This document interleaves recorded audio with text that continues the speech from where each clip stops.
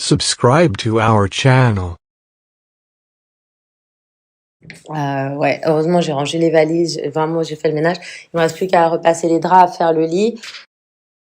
Et on va essayer de pas trop déprimer parce que, franchement, je dois vous avouer que ça me pèse d'avoir 32 ans, d'être seule, en fait. Quand je vois que, alors, je sais que les couples, ben, c'est pas toujours évident, mais moi, vraiment, genre, ça me pèse, en fait. Et j'ai l'impression que je suis toujours passée à côté de ma vie et que j'ai jamais fait vraiment les bons choix. Je sais que c'est un mal pour un bien, que toutes mes relations se sont terminées parce que c'était pas les bonnes. Et je suis quelqu'un, vraiment, j'ai vraiment tout le temps l'impression de passer à côté de ma vie. J'ai toujours l'impression de faire des choix qui ne sont pas les miens, qui sont, je sais pas, c'est trop bizarre, en fait. J'ai pas l'impression de vivre ma vie en tant qu'Ania. Je sais pas si ça vous fait ça. Genre, même quand je repense à mes relations passées, j'ai l'impression que j'étais avec eux, bah, c'est ça, par peur. Et je pense que c'est la même chose avec Aaron, c'est que j'étais avec lui par peur. Je vais pas vous mentir. Je sais qu'il y a un truc qui va pas chez moi, mais je ne sais pas quoi. J'ai pas du tout envie d'aller faire une thérapie chez un psy. Je préfère, genre, je sais pas, en fait, si seulement on pouvait me dire ce qui n'allait pas pour que je puisse, genre, le voir. Mais c'est beaucoup plus profond que ça. Je pense que c'est vraiment des choses qui sont ancrées en nous. Peut-être, vous savez, quand vous faites trop d'erreurs dans votre vie, moi, dans ma jeunesse, je pense que j'ai fait beaucoup de mauvais choix par rapport à une faille que j'avais dans ma famille et je me suis euh, j'ai pris les mauvaises décisions, en fait. J'étais attirée par tout ce qui brillait. J'étais attirée par ce monde faste qui m'a amené à ma perte, en fait, à la fin, à la perte de ma vie. Et oui, ça m'a fait rencontrer des gens, mais j'avais pas le mental pour rester avec eux. Et quand je vois qu'aujourd'hui, ils sont mariés à des filles simples, qu'ils ont une famille et tout, je me dis, mais vraiment, aujourd'hui, avec du recul, je peux vous parler comme une grande sœur. Je sais que vous m'aimez pour ça. Et franchement, faites pas ces erreurs-là. Faites pas ces erreurs que j'ai faites où, voilà, genre, je me mettais avec un mec parce qu'il était blindé ou parce que genre j'avais un intérêt derrière, etc. Alors oui, quand on se met en couple, on a tous un intérêt. Ou parce que le mec il était fou de moi et que j'avais besoin qu'on m'aime. Non, la première chose que vous devez faire, et c'est pour ça que chaque fois je me suis mis en couple parce qu'ils étaient fous de moi. Et moi, ce que j'attendais, c'était que Aaron soit fou de moi. Mais heureusement que c'était quelqu'un de sain et que il n'a pas été égoïste là-dedans et qui m'a dit c'est mieux qu'on arrête parce qu'on n'est pas fait pour être ensemble. Et ça a été extrêmement dur, mais j'ai pu genre parce que je pense que bah déjà il n'est pas du même univers que moi. C'est compliqué quand genre bah on a tous des rêves et tout et je sais que ben moi ce que j'aime faire c'est vous parler sur mes réseaux, c'est faire mes vidéos, c'est euh, ouais je pense que alors peut-être que là, je vous parle avec du recul, mais je pense que oui, genre je suis faite aussi pour la télé, mais simplement que c'était comme si me l'interdisais. C'était comme si je ne voulais pas être moi. C'est comme si, je sais pas comment vous expliquer. En fait, j'étais pas là. Enfin, trop bizarre. Et c'est vrai qu'avec du recul, on se dit waouh, mais t'avais toutes ces chances-là et tu sais, tu vivais passivement en fait comme un fantôme, que ce soit dans tes relations amoureuses ou dans ta carrière. J'ai l'impression, franchement. Ouais, genre, je répondais, je rétorquais, mais je faisais pas transparaître mes sentiments, en fait. J'étais genre Robocop. Et c'est ce que je reprochais, en fait, à Roche. Je disais, mais toi, t'es un robot, tout un robot. Mais moi, j'étais un robot, en fait. Et souvent, ce qu'on reproche, c'est ce qu'on est. Et aujourd'hui, j'ai vraiment envie de vivre avec des émotions. Et en fait, je pense que je vivais comme un robot parce que j'avais peur d'être jugée, j'avais peur qu'on m'aime pas comme je suis. Et je pense qu'être un robot, bah, c'est le pire, quoi, parce que, bah, c'est les trophy wife. C'est, voilà, c'est exactement tout ce que j'attirais. J'étais une trophy wife et c'est moi, en fait, qui avait, ça me fait bizarre de dire ça. Et j'ai l'impression, vous voyez, quand je vous parle, ben, j'arrive à faire ma thérapie parce que c'est comme quand, si je parlais à mon psy, je devrais l'appeler, le snap psychologique d'Ania. Et je sais que beaucoup de filles, ben, peut-être vous n'avez pas le temps de le faire ou vous n'avez pas forcément l'énergie de le faire. Et le fait de que je le fasse, ben, pour nous, eh ben, ça peut-être, ça nous aidera à avancer. En tout cas, moi, je sais que ça me fait énormément de bien de vous parler chaque fois que je suis avec vous, que je lis, bah, je lis tous vos messages et je prends en compte tous vos avis. Et c'est vrai que bah, vous êtes les meilleures personnes qui me connaissaient le mieux. Hein. Il y en a beaucoup qui me suivent depuis longtemps, qui connaissaient mes aventures, qui savaient un peu comment je suis. Et c'est ça en fait, ça trop bien à la télé, que vous pouviez suivre nos aventures et tout. Mais moi, j'en ai jamais vraiment eu parce que je pense que ouais, j'étais trop un robot en fait. Genre, j'étais là.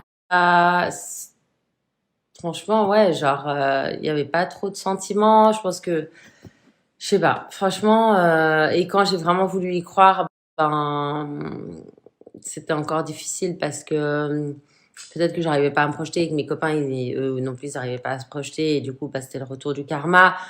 Je sais rien, l'énergie que j'ai projetée pour recevoir ça, mais évidemment, j'ai une part de responsabilité, hein. Je vais pas vous mentir. Et voilà. Donc, il faut que je me remette en question aussi. Moins les cheveux, et les micro-kératines, celles que je fais. Donc, vous pouvez prendre rendez-vous aussi, je peux vous les faire. Il faut savoir que ça met 5 heures parce que c'est vraiment des micro-kératines, mais il n'y a rien de plus beau. Quand j'étais à Dubaï, je faisais que ça chez les Russes. Ça me coûtait une blinde parce que je prenais les baby hair et que j'étais bah, là, au summum, en fait, je pense que c'était au summum de la colline avant de chuter, de me faire escroquer par ce bâtard. D'ailleurs, là, mon procès, il allait en cour suprême, donc j'ai gagné tous les appels. Il allait en cour suprême, donc je dois attendre le dernier jugement et après, ben, je pourrai ouvrir le corte civil, comme je vous ai expliqué. Donc, par rapport à ça, bah, j'ai dû faire la formation d'extension parce que, bien évidemment, je ne vais pas me prostituer à Dubaï. Et Dieu sait qu'il y avait des offres, mais non, j'ai décidé de faire ces formations d'extension parce que quand j'étais arrivée à Dubaï, ben, j'étais allée voir une fille qui m'avait fait les extensions et du coup, ben, j'ai pu commencer comme ça à gagner, à retrouver un peu un salaire et puis à payer un peu mes frais petit à petit. Bon, heureusement, j'avais encore un tout petit peu d'économie, mais je vous avoue que franchement, il m'avait pris tout mon argent parce que j'avais tout investi dans le Bitcoin, donc ça a été très très compliqué cette affaire à digérer. Surtout que c'est un ami qui m'a arnaqué. Enfin bref, un ami, comme vous comprenez, c'est des gens qui sont très malins, qui se font amis avec vous pour vous escroquer. Donc faites très attention à Dubaï.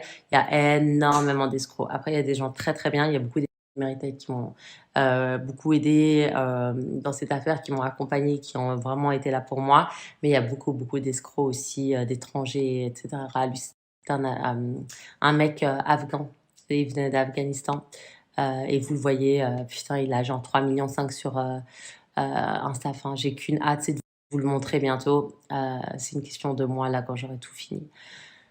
Il faut savoir que après ça, ben, ils ont cru que j'étais inculquée dans l'affaire, donc ils ont fermé aussi mes comptes. Bref, ça a été un cauchemar. Là, mes comptes, ils sont toujours gelés, hein, donc j'ai dit, bah moi, l'argent, si je gagne le procès, ils vont le renvoyer. Et surtout que l'argent, en fait, que j'avais investi, il a été gelé à Dubaï parce que j'ai fait un rappel de fonds et que, en fait, la Commercial Bank de Dubaï a une partie des fonds, mais elle a demandé à UBS de leur écrire une lettre d'indemnité. Comme le procès n'était pas terminé, ils ne pouvaient pas se porter garant.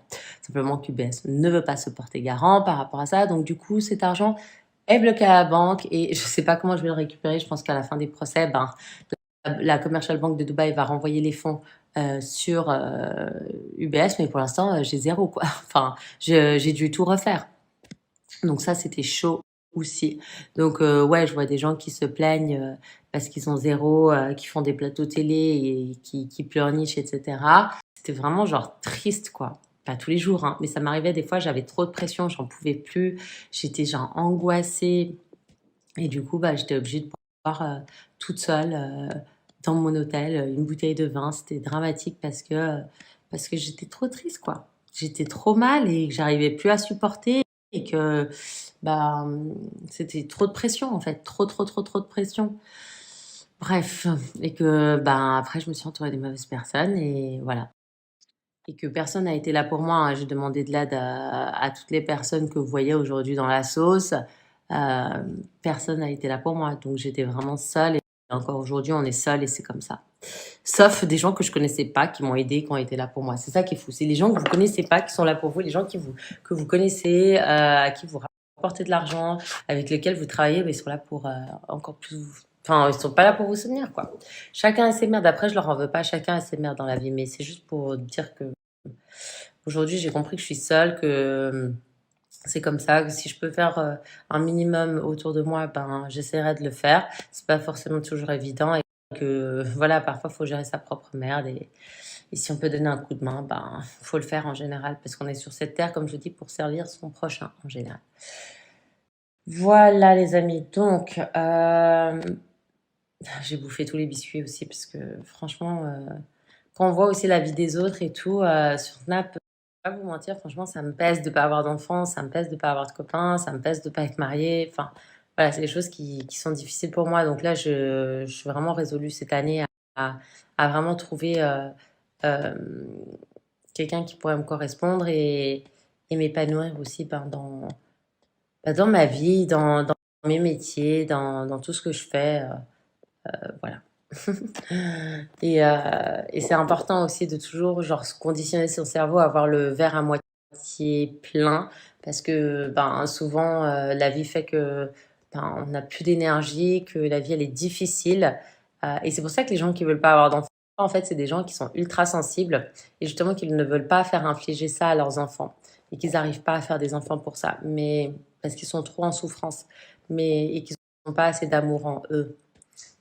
Enfin, ouais. Mais quand on a énormément d'amour et tout, et ben, on sait qu'on aura la force d'éduquer des enfants, malgré tout.